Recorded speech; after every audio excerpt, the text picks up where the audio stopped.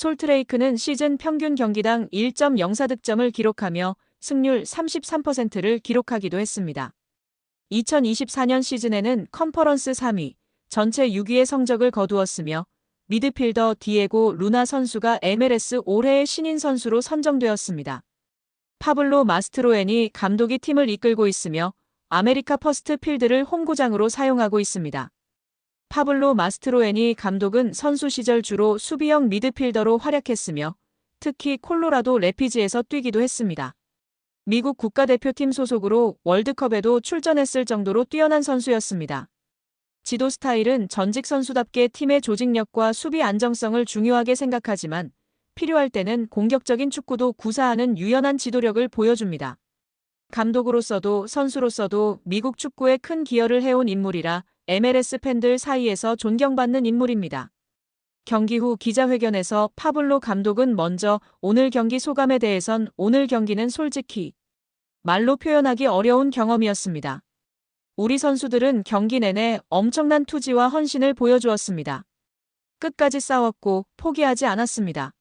하지만 오늘 우리는 단순히 강한 팀을 만난 것이 아니라 월드클래스의 마법을 경험했습니다. LAFC 손흥민 선수의 활약에 대해선 제가 뭐라고 말씀드렸었죠? 손흥민 선수는 단순히 뛰어난 선수가 아니라고요. 오늘 그는 자신이 왜 전 세계 축구 팬들의 사랑을 받는지, 왜 최고의 리그에서 오랫동안 정점에 서 있었는지를 직접적으로 증명했습니다. 솔직히 말해, 그는 경기의 모든 면에 영향을 미쳤습니다. 우리는 그에게 공간을 허용하지 않으려 필사적으로 노력했습니다. 하지만 그는 미드필드 진영에서부터 상대 수비 라인의 약점을 꿰뚫어보는 시야를 가지고 있었고 그 누구도 따라올 수 없는 폭발적인 가속으로 우리의 뒷공간을 완전히 파괴했습니다. 찰나의 순간에 패스를 받아 골키퍼를 제치고 마무리까지 가져가는 그의 간결하면서도 정확한 슈팅은 그것은 예측할 수도 막을 수도 없는 수준이었습니다. 우리가 세운 모든 수비 계획을 그 움직임 하나로 무력화시켜버렸습니다. 그는 단순히 골을 넣는 선수가 아니라 경기를 읽고 만들고 심지어 동료 선수들까지 빛나게 해주는 완성형 플레이어라고 생각합니다. 이러한 선수를 계속 막는다는 것은 매우 어려웠습니다. 그는 공간을 활용하는 방식이 다릅니다. 볼이 없을 때의 영리한 움직임으로 우리의 시선을 끌어 다른 공간을 만들기도 하고 볼을 소유했을 때는 우리 선수 몇 명이 달라붙어도 그의 놀라운 드리블 기술과 균형 감각 때문에 빼앗기가 쉽지 않았습니다. 그의 양발 사용 능력은 수비수를 항상 곤경에 빠뜨립니다. 어느 쪽으로 찰지, 어느 쪽으로 움직일지 예측할 수가 없습니다. 제가 가장 큰 어려움을 느꼈던 점은 우리가 아무리 철저히 준비하고 대비해도 그는 늘 예상치 못한 지점에서 특별한 무언가를 만들어낸다는 것입니다. 그는 팀 전술의 틀 안에 갇히지 않고 언제든 본인의 뛰어난 재능으로 경기의 흐름을 바꿔놓을 수 있는 선수입니다. 솔직히 말해 그를 완전히 막는다는 것은 인간의 영역을 넘어선 일이라고 오늘 다시 한번 느꼈습니다. 그는 우리 선수들에게 도저히 막을 수 없는 존재로 각인되었을 것입니다. 오늘 경기를 통해 레알 솔트레이크 선수들이 어떤 교훈을 얻었기를 바랬는지에 대해선 오늘 우리 선수들은 최고 수준이 어떤 것인지 직접 경험했습니다. 손흥민 선수와 같은 선수를 상대로 뛰면서 우리가 개인 기술, 전술적 이해도, 그리고 가장 중요한 압박과 수비 전환 속도에서 얼마나 더 성장해야 하는지 명확히 깨달았을 것입니다. 그의 플레이를 보면서 내가 얼마나 더 발전할 수 있는가에 대한 동기부여를 얻었기를 바랍니다. 분명 우리는 오늘 패했지만 이 패배는 우리를 더 강하게 만들 것입니다.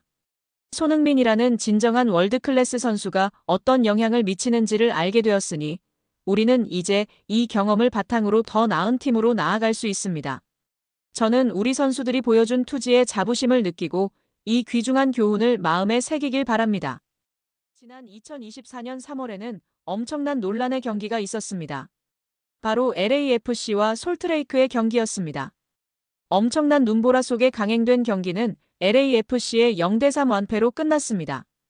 LAFC의 골문을 지킨 요리스는 최악의 부진을 겪으며 평점 5.1점에 그치기도 했습니다. 영국 언론 BBC는 경기는 악천후 탓에 2시간 동안 지연됐다. 킥오프 4분 만에 번개가 쳐서 경기가 중단됐다. 1시간 후 경기가 재개됐을 때 경기장은 눈으로 덮였다. 유타 지역은 경기 내내 폭설이 쏟아졌다라고 설명했습니다. MLS 공식 홈페이지는 날씨는 더욱 험악해졌다. 뇌우 속에 진행됐다. 겨울 날씨에 익숙한 홈팀이 전반에만 3골을 넣어 승리했다고 전했습니다. 글로벌 축구 매체 골닷컴은 요리스가 끔찍한 겨울 날씨에 압도당했다. 바람, 번개, 비, 먼지가 뒤섞였다. 기온이 급격하게 떨어졌다. 종료 휘슬이 울릴 때쯤에는 한치 앞도 보이지 않을 정도였다. 요리스는 경기장에서 가장 눈에 띄게 흔들린 선수였다. 그의 수염이 얼음으로 변했다. 온몸을 떨었다라고 묘사했습니다. LAFC 스티브 체룬돌로 감독도 분통을 터뜨렸었습니다. BBC에 따르면 그는 경기가 불가능한 상황이었다. 선수들에게 이런 상황을 겪게 해서 미안하다. 오늘 경기는 정말 장난 같았다. 내 인생에서 본 최악의 프로스포츠였다. 경기는 취소될 수 있었고 취소됐어야 했다. 개인적으로 이런 경기를 했다는 것 자체가 수치스럽다라며 MLS를 맹비난했습니다. 승리한 솔트레이크 파블로 마스트로에니 감독은 화를 내지 않으며 더 논란이 되었었습니다. 그는 정신력의 문제다. 대비할 수 있는 상황이 아니다. 주변 상황에 빠르게 적응하고 통제할 수 있는 팀이 더 좋은 기회를 잡을 수 있다고 생각한다. 같은 조건이었다. 우리 선수들의 마음가짐과 공이 컸다라며 선수들을 칭찬했습니다. 포스테코글루 감독은 9일 노팅엄 포레스트의 공식 발표를 통해 새 감독으로 부임했음을 알렸습니다. 불과 3개월 만에 EPL로 복귀한 것입니다. 그는 2년 계약을 체결하며 잉글랜드 무대에서 감독직을 이어가게 되었습니다. 포스테코글루 감독의 부임은 놀라운 선택이었습니다.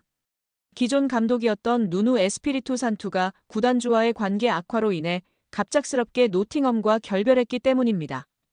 구단주와의 불화로 경질 가능성이 거론되었고 곧바로 결정이 이루어졌습니다. 마리나키스 구단주는 평소 친분이 있던 포스테코글루 감독을 차기 감독으로 낙점했습니다. 포스테코글루 감독은 올여름 토트넘 지휘봉을 잡은 지 2시즌 만에 팀을 떠났습니다. 안토니오 콘테 감독의 후임으로 토트넘에 부임한 그는 기존 4년 계약의 절반만 채웠습니다. 경질 이유는 단연 성적 부진이었습니다. 유로파리그 결승에서 승리하며 2007년도 시즌 리그컵 우승 이후 17년 만에 첫 트로피를 안겼지만 리그에서의 처참한 성적을 만회할 수는 없었습니다. 토트넘은 올 시즌 리그에서 17위로 강등권 직전까지 추락했습니다. 노팅엄으로서는 공격적인 축구를 구사하기 원한다면 포스테코글루 감독이 충분히 매력적인 후보가 될 수 있습니다. 포스테코글루 감독은 토트넘 시절에도 높은 라인과 함께 공격 위주의 전술을 선보였습니다. 이미 큰 관심도 쏟아지고 있습니다. 영국의 더선은 포스테코글루 감독의 부임은 마치 노팅엄이라는 행성의 극성을 바꾸는 일과 같다라며 기존과 완전히 다른 전술을 보여줄 포스테코글루 감독에게 기대감을 내비쳤습니다. 이러한 상황에서 포스테코글루 감독은 이번 노팅엄 부임을 위해 여러 제안과 손흥민 제외 기회까지 거절했다는 소식이 전해졌습니다. 더선 소속 톰 바클레이 기자는 포스테코글루 감독이 어떻게 축구를 구사할지는 정말 흥미로울 것이다. 그는 사우디아라비아 LAFC, 레버쿠젠의 관심에도 불구하고 EPL 복귀를 원했고 해냈다고 전했습니다. 만약 포스테코글루 감독이 LAFC의 제안을 수용했다면 제자 손흥민과의 재회도 성사될 수 있었습니다. 손흥민 선수는 올여름 토트넘을 떠나 새로운 도전을 택하며 미국 메이저리그 사커 MLS로 향했습니다. LAFC 유니폼을 입고 MLS의 새로운 스타로서 활약하고 있습니다. 하지만 포스테코글루 감독이 EPL만을 고집하며 제자와 스승의 만남은 이뤄지지 못했습니다. 뚝심으로 제자와의 만남까지도 철저히 외면한 포스테코글루 감독의 선택이 노팅엄에서의 뛰어난 성적으로 이어질지도 귀추가 주목됩니다.